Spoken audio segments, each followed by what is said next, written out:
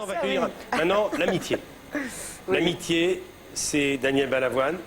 On va lui rendre hommage dans un instant. L'amitié, ce sont les frères Jolivet. Ah oui. Il y a 20 ans, Pierre et Marc, vous êtes rencontrés. Oui. Comment il va nous le dire? Marc est un ami depuis 20 ans, voilà, oui. On le voit en photo. Ah, oui. Il a une actualité passionnante, comique symphonique, avec l'orchestre symphonique lyonnais, au Casino de Paris du 18 au 30 avril. Je vais y revenir longuement, mais d'abord, on va parler de vos relations d'amis depuis 20 ans. Voici Marc Jolivet. Avec plaisir.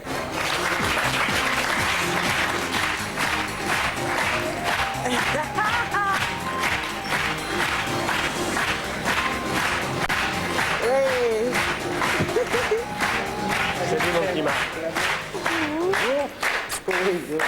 Comment vas-tu? Ben, très bien. Très Marc, je savais que vous connaissiez, que les frères Jolivet avaient joué un rôle important dans la vie de Liane, mais je ne savais pas que c'était... Mais elle est sortie avec mon frère. C'était né il y a 20 ans.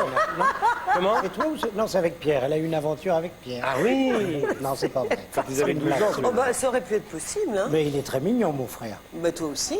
Ah oui. Et puis ils sont doués tous les deux. Hein. Pour les filles, voilà. très doués, Michel. Alors, comment vous êtes rencontrés? Par hasard? Tu te souviens? Ah ben moi, je me souviens très bien. C'est quand je suis arrivée à Paris, je suis tout de suite allée voir sur scène. C'était à Bobino, je suis venue te voir une première fois. Oui, oui. Et on s'est rencontrés. C'est Jean-Yves de Linares, à l'époque, qui m'a présenté à toi. Et donc, ça a tout de suite passé. Enfin, c'est-à-dire qu'on s'est vus, etc. Et je lui ai dit, voilà, j'ai un gros problème, je commence à faire de la scène, mais je ne suis pas très à l'aise sur scène. Est-ce qu'on pourrait travailler ensemble pour que je me sente mieux, parce que je vous vois tellement bien. On venait de se rencontrer, puis après, on est devenus très amis. Mais tu l'as mis en scène? Oui. On ne met pas Liane en scène. En tout cas, tu l'as accompagnée en scène. Oui, c'est ça. C'était coach, c'était le moment, c'était la période où Liane doutait encore de ses capacités humoristiques et je dirais de ses talents d'imitatrice. Et moi, je rencontre Liane. D'abord, elle a beaucoup d'humour, donc je dis « Waouh, qu'est-ce que c'est bon, ça !» Non seulement elle chante divinement bien, mais en plus, elle ne se la pète pas.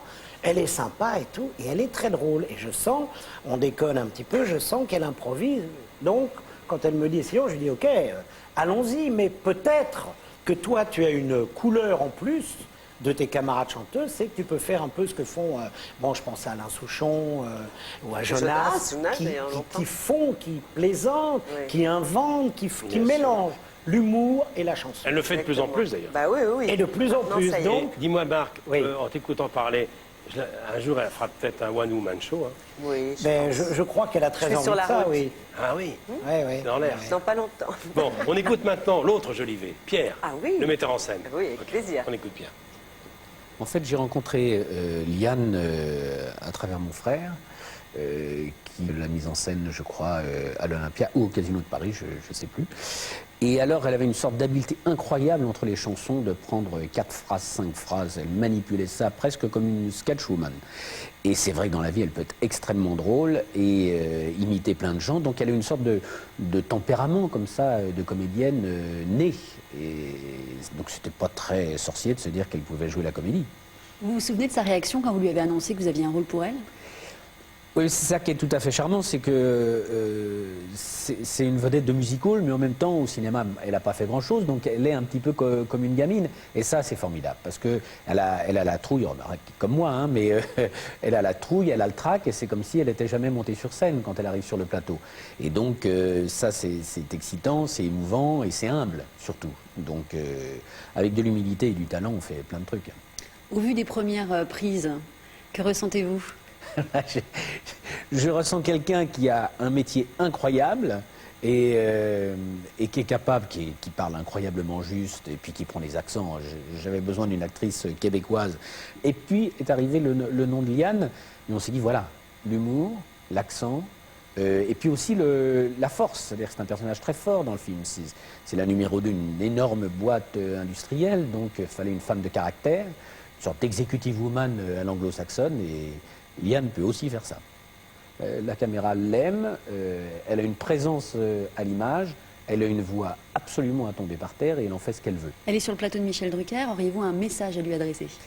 Et je vais dire, Liane, je t'attends, tu as encore de grosses scènes à faire, je suis totalement confiant, on va faire aussi bien que le premier jour ensemble, donc on t'attend, viens vite.